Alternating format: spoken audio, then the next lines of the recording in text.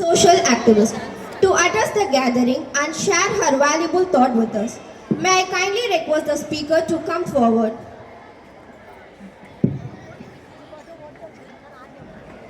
அனைவருக்கும் இனிய மாலை வணக்கம்.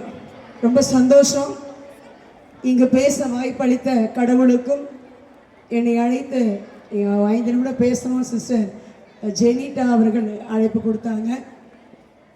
நானும் இங்கே ஒரு மாணவனாக உங்களைப் போல பெற்றோரால் வளர்க்கப்பட்டு ரொம்ப ஏழ்மை நிலையில் இருந்து வளர்க்கப்பட்ட இன்று ஆசிரியராக இருக்கிற உங்களை போன்ற பெற்றோர் உருவாக்கிய ஒரு மகனாகத்தான் நினைக்கிறேன். உண்மையிலே முதல்ல பள்ளிக்கு பாராட்டு சொல்லணும். நான் காலையிலேயே வந்துட்டேன் சிஸ்டருடைய என்னெல்லாம் பண்ணுறாங்கன்னு பார்க்குறதுக்காக. உண்மையிலே காலையிலேருந்து இந்த நிமிஷம் வரைக்கும் நம்புற மாதிரி சுற்றிக்கிட்டே இருக்காங்க. தலைமை ஆசிரியரும் மற்ற அருட்சோதரிகள் ஆசிரியர்கள் இங்கே இருக்கிற மாணவர்கள் முடிஞ்சா எழுந்து நின்று அவங்களுக்கு ஒரு கைத்தட்டல் கொடுத்துடலாமா? நம்ம தர மரியாதை அவங்களுக்கு எல்லாம் கொடுக்கலாம். இல்லை ஒரு கைத்தட்டல் பிரவன் சார். இங்கே பாருங்க இவ்வளோ மக்கள் வரலாம். Thank you so much. 21 ஆண்டுகள் என்பது ஒரு சாதாரண காரியம் கிடையாது. ஆமா தானே? எத்தனையோ ஸ்கூல் இருக்கு. ஏன் சென்ட் சார்லஸ் மெட்ரிகுலேஷன் ஹையர் செகண்டரியில வந்து சேர்க்கணுன்ற எண்ணம் உங்களுக்கு தோணுச்சு அப்படின்னா நிச்சயமா இந்த பள்ளிக்கூடத்தில் சேருங்க. பிள்ளைங்களை சேர்த்தீங்கன்னா ரொம்ப நல்லா வருவாங்க, திறமையா வளருவாங்கன்றத யாரோ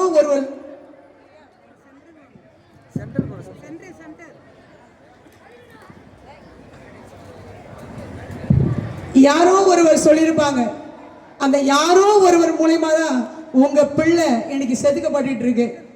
ஒவ்வொரு ப்ரோக்ராமும் பயங்கரமா இருந்துச்சு. ஆமா தானே? நான் ஒன்று ரசிச்சேங்க.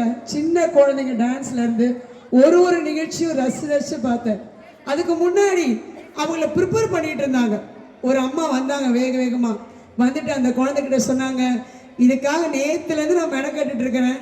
அவளை அழகாக ட்ரெஸ் பண்ணி ஒரு கம்பலை போடுறதுக்கு எனக்கு 2 மணி நேரம் ஆயிடுச்சு அப்படின்னு அவள்கிட்ட சொல்லிக்கிட்டு இருந்தாங்க. என் அன்பு பெற்றோரே, இன்றைக்கு உங்களை பார்த்து தான் உங்கள் குழந்தை வளரும், வேற எங்கேயும் பார்த்து வளராது. நீங்கள் எதை கொடுக்குறீங்களோ அதை அப்படியே ரிஃப்ளெக்ட் பண்ணும் உங்கள் குழந்தை. நீங்கள் எந்த வார்த்தையை பேசுகிறீங்களோ அந்த வார்த்தையை அப்படியே பள்ளிக்கூடத்தில் பேசுவாங்க. நீங்கள் வந்து சொல்லுவீங்க டீச்சர்கிட்ட, என் பிள்ளை கெட்ட பேச்சா பேசுது டீச்சர், எப்படின்னே தெரியல. வீட்டில் நீங்கள் என்ன பேசுகிறீங்களோ அதான் அந்த பள்ளிக்கூடத்தில் பிள்ளைங்க பேசிகிட்டு இருக்கிறாங்க. நீங்கள் தயவு செய்து ஒன்று ஞாபகத்தில் வச்சுக்கணும். கணவன் மனைவிக்குள்ள சண்டை போடுங்க, தப்பு கிடையாது. ஆனால் கணவன் மனைவியாக இருக்கிற நீங்கள் தனியாக போய் சண்டை போட்டுருங்க, பிரச்சனை கிடையாது. ஆனால் பெற்றோராக இருக்கிற நீங்கள் குழந்தைக்கு முன்னாடி சண்டை போடக்கூடாது. அன்பாக இருக்கிற மாதிரி தான் நீங்கள் இருக்கணும். வீட்டில் சண்டை வராத குடும்பம் எங்கேயுமே இல்லைங்க. கட்டாயம் சண்டை வரும். பெண்களுக்கு பேசிக்கிட்டே இருந்தால் பிடிக்கும், ஆண்களுக்கு பேசுறதே பிடிக்காது. ஆமாம் தானே? அங்கே ஒரு அம்மா கரெக்டாக சொல்கிறாங்க பாருங்க. ரொம்ப சந்தோஷம். ஆண்கள் வந்து ரொம்ப குறைவாக தான் பேசுவீங்க, தெரியும். 4 வார்த்தை கட்டாயம் பேசுவீங்க. வீட்டுக்கு வந்தோடனே சாப்பிட்டாச்சா, குழந்தைங்க சாப்பிட்டுச்சா, செலவுக்கு எதனா காசு வேணுமா, சரி போய் தூங்கு, இவ்வளோதான். 4 வார்த்தை தான் அளந்து பேசுவீங்க. என் அன்பு பெற்றோரே, உங்கள் குழந்தைகிட்ட தயவு செய்து சொல்கிறேன், மிக முக்கியமாக நீங்கள் கடைபிடிக்க வேண்டிய ஒரு விஷயம், உங்கள் குழந்தைகளுக்காக பேசுறதுக்கு நேரம் ஒதுக்குங்க தயவு செய்து. செல்ஃபோனில் உட்காந்துன்னு வாட்ஸ்அப் பார்க்குறதும் ஸ்டேட்டஸ் பார்க்குறதும் அடுத்தவங்க வீட்டு பிரச்சனையை பார்க்குறதும் சீரியலை பார்க்குறதும். பிள்ளை வந்து பசிக்குதுன்னு கேட்கும், அதுக்கு சோறு கொடுக்க மாட்டோம். ஆனால் டிவியில் பார்த்து இறக்கப்படும், பாரு எம்பிட்டு கஷ்டப்படுது சோறு இல்லாமல். அங்கே ஒரு குழந்தை கத்திட்டு கிடக்கும், அம்மா பசிக்குதுமா, தோசை ஊற்றுமா, இருடி இந்த சீரியல் போயிடும். பிக் பாஸ் பார்க்காம என்னால் இருக்கவே முடியாது. நிறைய பேர் அடிமையாக இருக்கிறோம் தொலைக்காட்சி. ஆனால் போய் சொல்லுவோம் டீச்சர்கிட்ட, டீச்சர் என் பொண்ணு டிவி பார்த்துக்கிட்டே இருக்கா, செல்ஃபோன் பார்த்துக்கிட்டே இருக்கு. நீங்கள் என்ன செய்கிறீங்களோ அதுதாங்க குழந்தை செய்யுது. நீங்கள் தயவுசெய்து கம்ப்ளைண்ட் பண்ணுறதுக்கு முன்னாடி நான் சரியாக இருக்கிறேனான்னு பார்த்துக்குங்க. பாயிண்ட் நம்பர் 1, நிச்சயமாக சொல்கிறேன், உங்கள் குழந்தை கூட ஒரு 5 நிமிஷமாவது இன்னைக்கு பள்ளிக்கூடத்தில் என்ன நடந்துச்சு, என்ன செஞ்ச, நீ படிக்கிறியா, சாப்பிட்டியா, கொண்டுட்டு போன சாப்பாடு பிள்ளை அப்படியே கொண்டு வந்து வச்சிருக்கோம், எடுத்து பார்க்க கூட உங்களுக்கு நேரம் இருக்காது. ஸ்நாக்ஸ்ன்ற பேரில் டெய்லி ஒரு விஷம் கொடுக்குறீங்க பாருங்க. நீங்கள் உண்மை அதுதான். எனக்கு வேலை முடியணும், வா 5 ரூபாய் சிப்ஸா அந்த பறிச்சு இந்த டக்குன்னு கொடுத்துக்கு போட்டு அமுச்சு விட்டுருவீங்க. என் அன்பு உறவுகளை, உங்க பிள்ளை நிறைய வருஷம் வாழணும்னு நினைக்கிறீங்களா இல்லையா? ஆமாவா இல்லையா? வாழணும்னு நினைக்கிற பெற்றோர்லாம் பார்த்து பார்த்து உணவு கொடுப்பீங்க. உங்க அப்பா அம்மா உங்களுக்கு என்ன பண்ணாங்க? எவ்வளோ சத்தான உணவுகளை கொடுத்தாங்க, நீங்க ஆரோக்கியமா வாழ நினைச்சாங்க. இன்னைக்கு நிறைய நோய்கள் இல்லாம சத்தா வாழ்ந்துட்டு இருக்கிறீங்க. ஆனா இப்ப இருக்கிற பிள்ளைக்கு உங்களுக்கு வேலை முடியணும், அவ்வளவுதான். எனக்கு வேலை சீக்கிரம் முடியணும். உனக்கு என்ன வேணும்? ஏதாவது ஒன்று கோச்சிக்கிச்சா உடனே அப்பா உனக்கு என்னம்மா வாங்கிட்டு வரட்டும்? ஃப்ரைட் ரைஸ் வாங்கிட்டு வரட்டுமா? சிக்கன் 65 வாங்கிட்டு வரட்டுமா? இப்படி சொல்லி ஒப்பேத்திட்டு இருப்பீங்க. என் அன்பு உறவுகளே, நல்லா கவனிச்சுங்க. எந்த ஒரு உணவாக இருந்தாலும் அது சுவையா இருக்கோ சுவையா இல்லையா இருக்கோ, சமைக்க தெரியலையோ கற்றுக்கிட்டு பிள்ளைக்கு பிடிச்ச உணவை நீங்களே சமைச்சு கொடுங்க. ஒரு ஆட்டோக்கார அண்ணன் சொல்லுவாங்க, நான் கஷ்டப்பட்டு வண்டி ஓட்டுறேன் டீச்சர், ஆனால் வண்டி ஓட்டி முடிச்ச உடனே என் பிள்ளை டெய்லி சிக்கன் ஃப்ரைட் ரைஸ் சாப்பிட்டாதான் தூங்குவா. அவர் ஓட்டுறதே 400 ரூபா தான். அந்த பிள்ளைய சின்ன வயசுல பழக்கி வச்சிருக்கா, சிக்கன் ஃப்ரைட் ரைஸ் சாப்பிட்டா நீ நல்லா இருப்ப அப்படிங்கிற மாதிரி. என் அன்பு உறவுகளை, தயவு செய்து உன்னை மைண்டில் வச்சுக்கோங்க. நான் ஒவ்வொரு நாளும் என் குழந்தையை குறித்து ஒவ்வொரு விஷயத்தையும் நான் பார்த்து பார்த்து செய்யணும். இந்த பள்ளிக்கூடம் உங்களுக்கு உண்மையிலே சொல்கிறேன், நான் காலையிலேருந்து பார்த்த வரைக்கும் ஒவ்வொரு டீச்சர்ஸும் சிஸ்டர்ஸ், குறிப்பாக இன்றைக்கு நான் இங்கே உருவாகி இருக்கிறேன்னா இந்த மாதிரி சிஸ்டர்ஸ் தான் உருவாக்குறாங்க. எங்கள் அம்மா சாதாரண வீட்டு வேலை செஞ்சவங்க தான், அடிப்படை வசதி இல்லாத ஒரு இடம். அப்பா குடிச்சிட்டு பிரிஞ்சு போன ஒரு குடும்பம் என்னோட குடும்பம். என் அன்பு உறவுகளே, இன்றைக்கு இங்கே இருக்கிற பெற்றோர்கள் தயவு செய்து தெரிஞ்சுக்குங்க, குடியால் கெட்டு போன குடும்பம் அதிகமாக இருக்கு. அன்னைக்கு எங்கள் அம்மா கஷ்டப்பட்டு நானும் விட்டுட்டேன்னு விடாமல் எங்கள் அம்மா விடாப்பிடியாக நின்று உழைச்சி சம்பாதிச்சு இந்த மாதிரி சிஸ்டர்ஸோட பள்ளிக்கூடத்தை சேர்த்து விட்டாங்க. எனக்கெல்லாம் எதுவுமே தெரியாதுங்க, இப்படி பேசக்கூட தெரியாது எனக்கு. சிஸ்டர்ஸை நம்பி கொண்டு கையை பிடிச்சி சொன்னாங்க, சிஸ்டர் எனக்கு எதுவுமே படிக்க தெரியாது சிஸ்டர், என் பிள்ளைய நீங்கள் கண்டிங்க திருத்துங்க, அவளை உருவாக்கி விட்டா போகிறோன்னு சொல்லி கையில் கொடுத்தாங்க. அந்த சிஸ்டர்ஸ் என் கையை பிடிச்சி சொன்னாங்க, உங்கள் அம்மா வந்து இன்னைக்கு வீட்டு வேலை செஞ்சு கஷ்டப்படுறாங்க, நாளைக்கு உங்கள் அம்மாவை நீ உட்கார வச்சு சாப்பாடு போடுறதுக்கு நல்லா என்ன பண்ணோம், படிக்கணும்னு சொல்லி மக்கா இருந்த என்ன 35-40 மார்க் தாங்க வாங்குவேன். ஆனால் 12th ஸ்டாண்டர்டில் ஸ்டேட் ரேங்க் வாங்கின ஆள் நான்.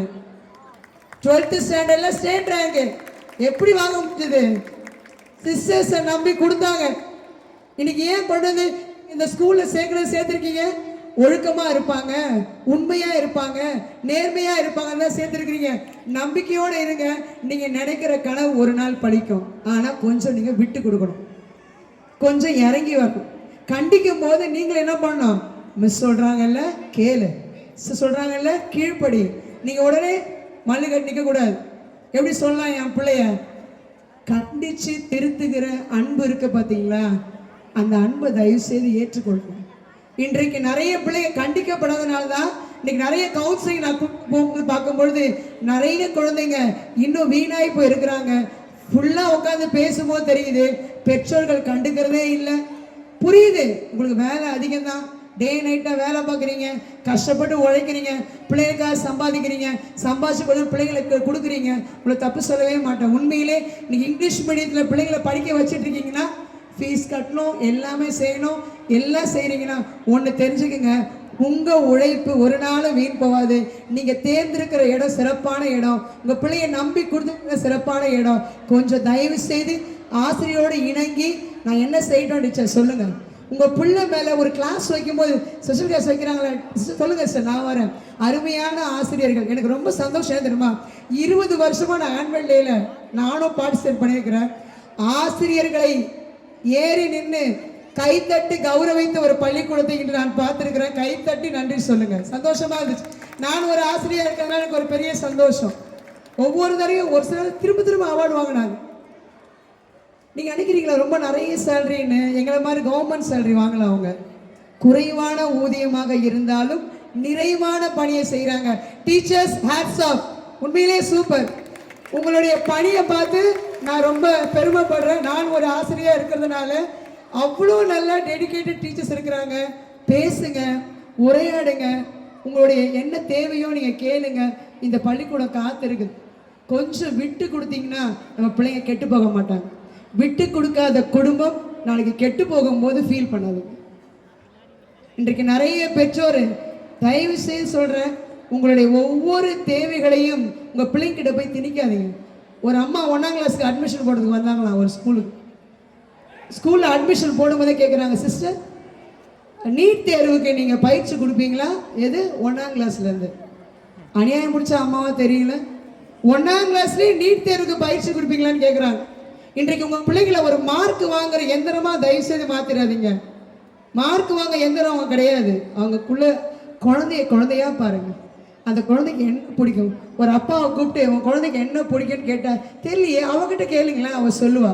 அங்கே போய் கேட்டா நான் கேட்கவே இல்லை டீச்சர். உங்கள் குழந்தைக்கு எது பிடிக்கும்னு தெரிஞ்சுக்குங்க. அந்த குழந்தைக்கு எது வலிக்குதுன்னு தெரிஞ்சுக்குங்க. நீங்கள் எந்த விதத்தில் அவளை காயப்படுத்துறீங்கன்னு தெரிஞ்சுக்குங்க.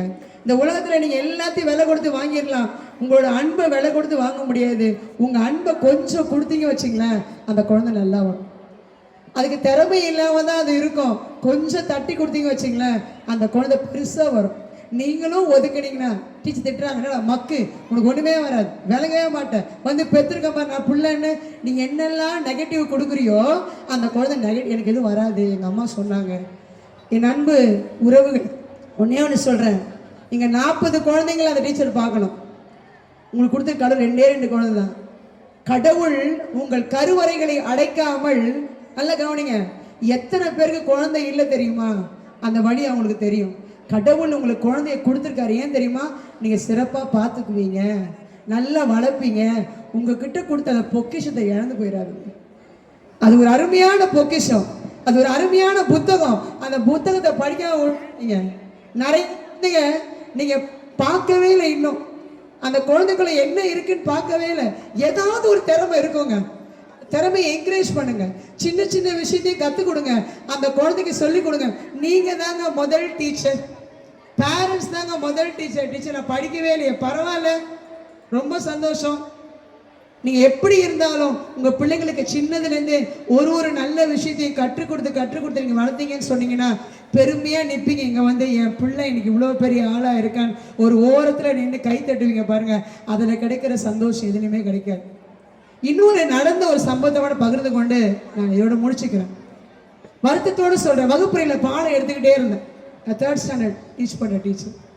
பாடம் எடுத்துக்கிட்டே இருந்த ஒரு பிள்ளை பயங்கரமா தேம்பி அழுதுகிட்டே இருந்தா. ரஷிதான்னு ஒரு பிள்ளை. நான் கேட்டேன், ஏன் பாப்பா அழுதுகிட்டே இருக்கிற? அப்பா 4 நாளா வரலைங்க டீச்சர். என்னாச்சு? அப்பாவுக்கு ஃபோன் பண்ணட்டுமா, ஃபோன் பண்ணி வர சொல்லட்டுமா? இல்லை டீச்சர் வரமாட்டாங்க அப்பா. என்னதான் ஆச்சு கண்ணு, ஏன் இப்படி அழுகிற? அம்மாவுக்கும் அப்பாவுக்கும் சண்டை, அவங்க இனி வரமாட்டாங்கன்னு சொல்லிட்டாங்க அப்படின்னு கூப்பிட்டு 2 பேரையும் பேச வச்சு விசாரிச்சப்ப என் நண்புறவுகளே, அந்த குழந்தை அழுதுகிட்டே சொல்றா, 2 தறி தாண்டி ஒரு ஆன்ட்டி இருக்காங்க, அந்த ஆன்ட்டி வீட்டில் தான் அப்பா இருக்காங்க, அப்பா வரவே மாட்டுறாங்க, நான் போய் எவ்வளோ கூப்பிட்டேன் டீச்சர் வரல அப்படின்னு. என் அன்பு உறவுகளை, கடவுள் உங்களுக்கு கொடுத்த மனைவியை நீங்கள் நேசிச்சு தான் ஆகணும். அழகாக இருக்காங்க, வெள்ளையாக இருக்காங்க, சிகப்பாக இருப்பாங்க, அதெல்லாம் பார்க்கக்கூடாது. புரியுதுங்களா? உங்கள் பிள்ளைகளை தயவு செய்து தவறான காரியங்களை செய்து அதை காண்கிற ஒரு நிலைக்கு உங்கள் பிள்ளையை தள்ளிடாதுங்க, தயவு செய்து தள்ளிடாதுங்க. அது ஒரு பெரிய வழி. அந்த குழந்தைய கூப்பிட்டு தேம்பி அழுதுகிட்டு திரும்ப அந்த பெற்றோரை கூப்பிட்டு பேசிக்கிட்டத 1 மாத காலம் இதுக்காக அலைஞ்சி அந்த தகப்பனோட பேசி அந்த தகப்பனார் உடைந்து போனார். என் குழந்தை இவ்வளவு ஃபீல் பண்ணுதான்னு சொல்லி என் அன்புறவுகளே மீண்டும் அந்த குடும்பத்தோடு இணைத்து வைத்து இன்னைக்கு பிள்ளை காலேஜ் படிக்கிறார், சந்தோஷமா இருக்கு. ஏன் தெரியுமா? அவங்க அப்பா சொன்னாரு, என் பிள்ளை இவ்வளோ ஃபீல் பண்ணுவான்னு தெரியல, என்னுடைய சுய இன்பத்திற்காக நான் இவ்வளோ பெரிய தப்பு பண்ணிட்டு ஃபீல் பண்ணுறேன் டீச்சர்னு சொல்லி இன்றைக்கு அந்த குடும்பம் நல்லா இருக்கு. எதுக்காக சொல்ல வரேன்னா, உங்கள் உறவுகளுக்குள் எப்பொழுதும் ஒரு உண்மையான அன்பு இருக்கணும். புரியுதுங்களா? அந்த புரிதல் இருக்கணும். உங்கள் பேரண்ட்ஸ் உண்மையிலே இங்கே இருக்கிற பெற்றோர்கள் நான் தலை வணங்குறேன். ஏன் தெரியுமா? அந்த அருமையான ஃபாதர் அழகாக சொன்னாங்க டாக்ல, விதைன்னு அருமையாக சொன்னாங்க. ஒரு பொருளாக சொல்லி சொன்னாங்க. அந்த விதை தயவு செய்து மண்ணோடு மக்கி போகாம அந்த செடியை வளர விடுங்க. அது நல்ல பலன் கொடுக்கும், 30, 60, 100 மடங்கு பலன் கொடுக்கும்.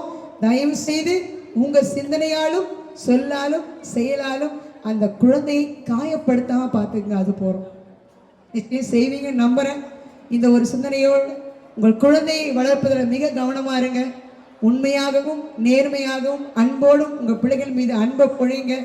நாளைக்கு உங்கள் பிள்ளைங்க பெருசாக வருவாங்க. இந்த பள்ளிக்கூடத்தை பற்றி சொல்லுங்கள். சிஸ்டர், யாராவது ஒரு அட்மிஷன் கொண்டு வந்தாலும் அவங்களுக்கு ஒரு நல்ல பரிசு கொடுத்துடணும் சிஸ்டர் நீங்கள், சரிங்களா? ஏன்னா நான் போய் இன்னொரு நபரை சேர்க்கும் பொழுது ஒரு பரிசு சிஸ்டர் கொண்டு நிச்சயம் கொடுப்பாங்க. உங்களுக்கு நிறைய அட்மிஷன்ஸ் கொண்டு வாங்க. இந்த பள்ளிக்கூடத்தை இன்னும் நிறைய வளரணும். 21 வருஷம் இல்லை, 50 100 வருஷம் இந்த பள்ளி ஆண்டு விழாவை காணணும். நாங்களும் வந்து இந்த ஓரத்தில் கை தட்டணும். இந்த பள்ளி மென்மேலும் வளர இதைக்காக உழைக்கின்ற SCB அருட்சகோதரிகளுக்கும் குறிப்பாக இங்கே வந்திருக்கிற எல்லா அருட்தந்தையர்களுக்கும் எல்லோருக்கும் நன்றி கூறி விடைபெறுகிறேன். நன்றி, வணக்கம்.